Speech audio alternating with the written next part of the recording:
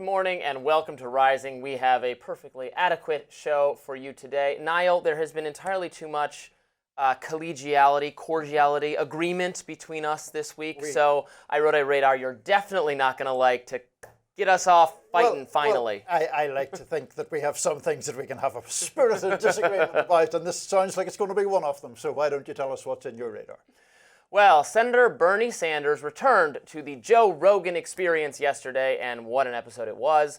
Once upon a time, of course, Sanders was the preferred candidate of Joe Rogan. The podcasting giant gave the independent left Democrat his endorsement in 2020, endorsement that many mainstream liberals treated as a drawback at the time, which actually seems quite insane today. In fact, some members of the liberal media wanted Sanders to reject the Rogan endorsement and distance himself from Rogan due to Rogan's contrarian and independent-minded views on topics like the COVID pandemic, transgenderism, wokeness, and so on. Fast forward to 2025, and Democrats are desperate for their own liberal Joe Rogan, having now had to grapple with the fact that progressivism's knee-jerk rejection of every broadly popular figure who does not fit neatly into a box has left them friendless and at odds with the trajectory of American cultural life. So I'm not surprised that this time around there aren't any Democrats wagging their fingers at Bernie for going on Rogan. Could it be they'd like to learn from him? And look, I will say this, Sanders does maintain a certain appeal. He's still quite sharp. He was able to deftly converse with Rogan on a range of topics despite his advanced age. He's so much more cognitively capable than Joe Biden. It's frankly embarrassing that the Democratic Party didn't go with this option in 2020. That said, he made a number of arguments that, while perfectly well articulated and reasonable sounding, are, in my view, wrong. In fact, Rogan even called one of them out as Sanders was making it. Let's watch this early part of the interview, which focused on the power of billionaires to influence public policy with their dollars, something the progressive left is obsessed with. Here was Sanders attacking the Citizens United Supreme Court decision, which he thinks is pretty much the worst thing that ever happened to our country and the source of all of our problems. What it says is, you're a billionaire.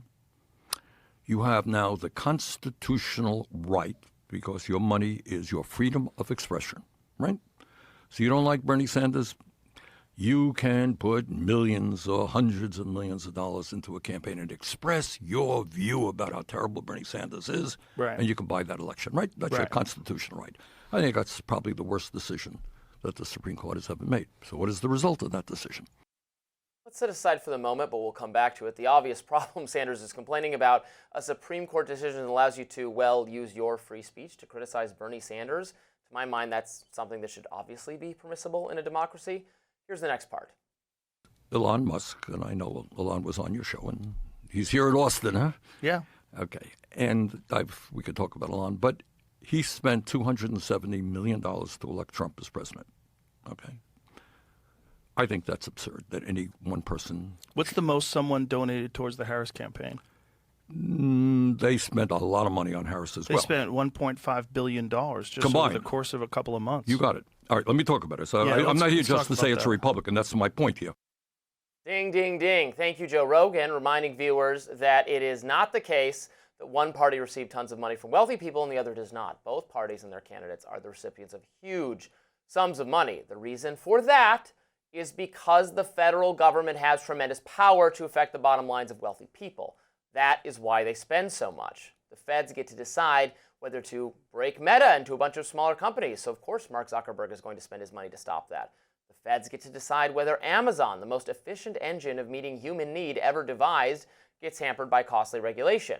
You better believe Jeff Bezos is going to get involved in politics. It's true of Apple. It's true of Google. You bet it's true of Elon Musk. It's not just wealthy individuals, activist groups, teachers' unions spend millions of dollars to help elect Democrats because they think Democrats do a better job protecting their jobs, wages, and summer vacations. If you don't like how much money gets spent on politics, then the best solution, in my view, is to make politics matter less. If the government had less power, it wouldn't be worth spending so much to control it. But I want to go back to the first part of Sanders' answer and remind everybody watching, once again, that this is about not just money, but speech. Citizens United was a film company that made a documentary that was critical of then-candidate Hillary Clinton. The Federal Election Commission, the FEC, fined the filmmakers for daring to air TV advertisements for this film within 30 days of a primary election or 60 days from the general, which was contrary to the law. Think about that. The feds were saying they had the power to stop a filmmaker from buying ads to promote their documentary. Now, before the Supreme Court, attorneys for the FEC argued they could do the same to a book. In fact, they could stop you from publishing a book about a candidate who was too close to the election. That's what sold Associate Justice Anthony Kennedy, the court's swing voter at the time, that the law had to be struck down. Don't take my word for it. Here was Kennedy discussing the case years later.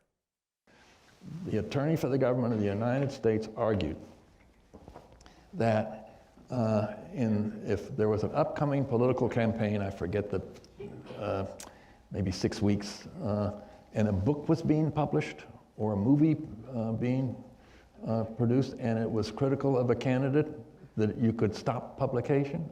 I thought it was unbelievable. This is a First Amendment right. Now, I appreciate why political figures, members of Congress, and perhaps Bernie Sanders himself wouldn't want you to be able to publish a critical documentary or a film or advertise it on television. But it should be obvious to Rogan and viewers who correctly prize free speech that such a law would have and did violate their First Amendment rights. If we want to limit how much say wealthy people have over government policy, well, then we have to set limits on government policy, not on wealthy people, because limits on people apply to my free speech rights too, and your free speech rights as well. That's my rebuttal to Bernie Sanders. Oh, Robby.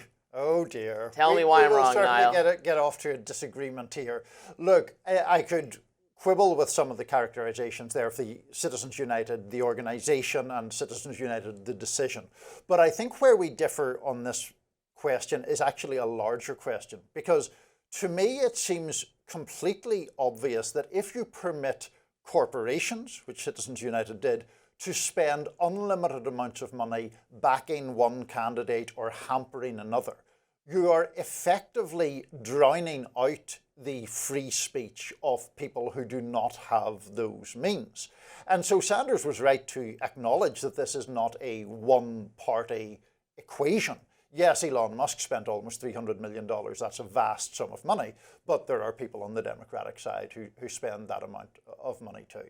Let me, to try to put a point on this argument, use a hypothetical where the money would be spent with a position I agree with.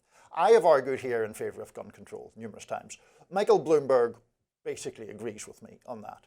Michael Bloomberg can then spend 10 or 50 or $100 million arguing that position. That has the effect of drowning out lots of individual gun owners, people of more modest means who think otherwise. So it's not just this argument about basic free speech. It's about people's voices being drowned out by the super wealthy. But I mean, I appreciate you applying the argument to an issue where you would take the rich guy's side. You would take the rich guy's position.